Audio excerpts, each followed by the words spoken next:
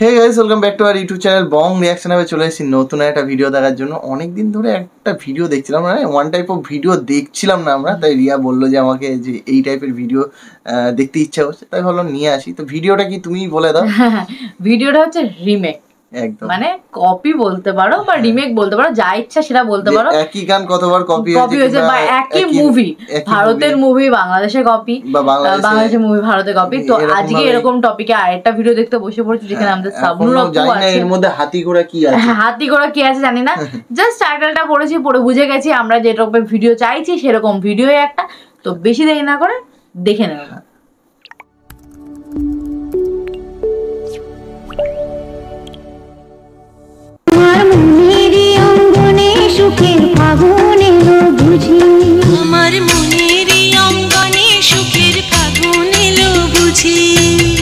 শতাব্দী রায় একজন অত্যন্ত জনপ্রিয় ভারতীয় বাংলা অভিনেত্রী, চিত্র পরিচালক এবং রাজনীতিবিদ। তিনি 90 দশকের ভারতীয় বাণিজ্যিক চলচ্চিত্রের অন্যতম প্রধান একজন নায়িকা ছিলেন। অন্যদিকে শাবনূর, যিনি এখনো পর্যন্ত বাংলাদেশের শীর্ষ সর্বোচ্চ জনপ্রিয় অভিনেত্রী। এই দুই অভিনেত্রীর একটি কমন গান রয়েছে, চলুন সেটি দেখে আসি। শাবনূরের আমার মনেরই অঙ্গনে যে গানটা আমরা সচরাচর দেখে থাকি, সে গানটা আসলে রিমেক করা হয়েছিল এই গানটি থেকে।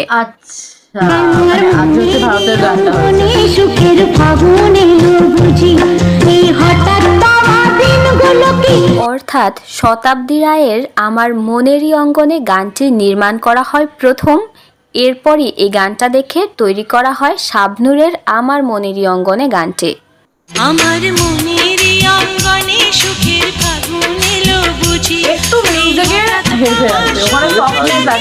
আসলে গানটি ছিল শতাব্দী রায় এবং তাপস পালের আবিষ্কার মুভির একটি গান।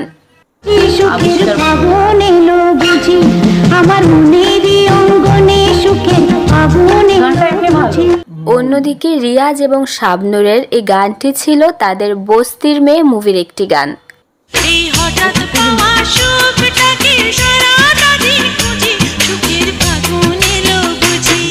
ভারতীয় বাংলা ছবিটি মুক্তি পেয়েছিল 1990 সালে। অন্যদিকে বাংলা মুভিটা মুক্তি পেয়েছিল 2001 সালে। ভারতীয় বাংলা গানটি গেয়েছিলেন আশা ভোসলে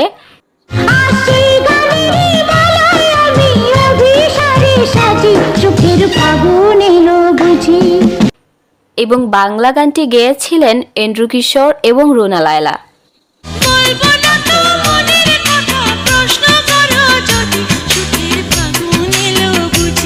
তো শাবনূরের গানটার আসল ভার্সনটি আগে কখনো শুনেছেন কিনা অবশ্যই জানাবেন, এবং এই দুইটা গানের মধ্যে কোন গানটা আপনার প্রিয় বা ভালো লাগে সেটিও জানাবেন। ধন্যবাদ।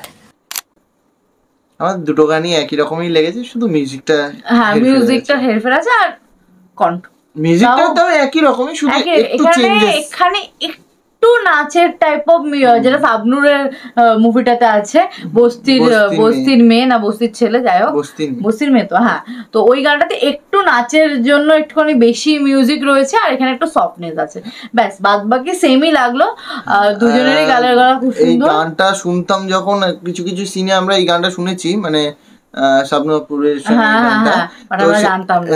মানে শোনা বলতাম না, মানে মাঝে মধ্যে আমরা এখন বলি কোন কোন গান শুনলে এই শোনা লাগছে, এই মিউজিকটা শোনা লাগছে। এখন বুঝতে পারছি, মানে এই ভিডিও গুলো দেখার একটাই কারণ, এই ভিডিও গুলো দেখার পরে না মানে বুঝতে পারি সেই কিউরিওসিটিটা মনের মধ্যে যেটা জাগে না সেটা ঠিক হয়, সেটার একটা মানে পতন হয়, সেটা হচ্ছে বলতে পারো।